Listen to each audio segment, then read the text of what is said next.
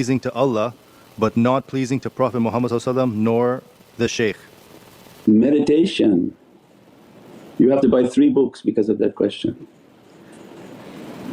So our life is how you could know something pleasing to Allah when you talk too much about Allah and you didn't think about what was Prophet. So these external scholars they talk a lot about Allah but you don't ever hear about Prophet. Why? Why are they claiming to know Allah when they don't know themselves?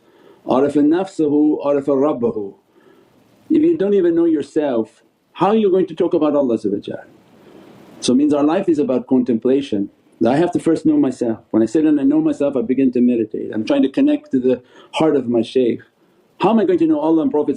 My shaykh is right in front of me and I don't know anything.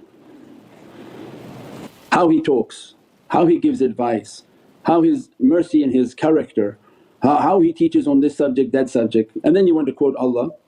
How are you quoting Allah when you don't even understand the words of the shaykh who's right in front of you? First be patient, that's why Sayyidina Khidr is the example in Qur'an of tariqah, to one who talks. As-salamu alaykum wa rahmatullahi wa barakatuh. This is Shaykh Nurjan. Thank you for watching the video that you're watching.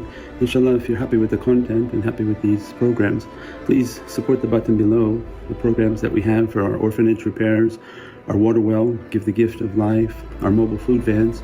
We have now 5 vans: Vancouver, Chicago, Los Angeles, Pakistan. There's many programs that reach thousands of people and rescue foods and give those supplies to people in need. Your support is greatly appreciated. Also be so kind as to leave loving comments and please share the stream, every bit counts. As-salamu alaykum wa rahmatullahi wa barakatuh. Talks to Allah.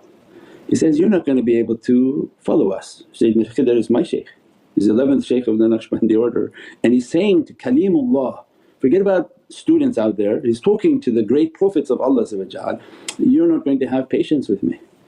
How can you have patience on a subject that you know very little about? The one who talks to Allah, because he's teaching the tariqah ways.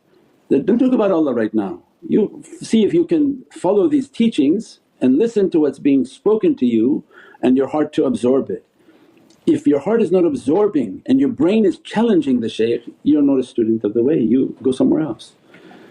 And I've seen it in our lives, we would sit with Mawlana and they would sit with these people Ahl Hadith who study, they couldn't sit 5 minutes with Mawlana. Because every word he would say they had a hadith, they would give this and challenge everything.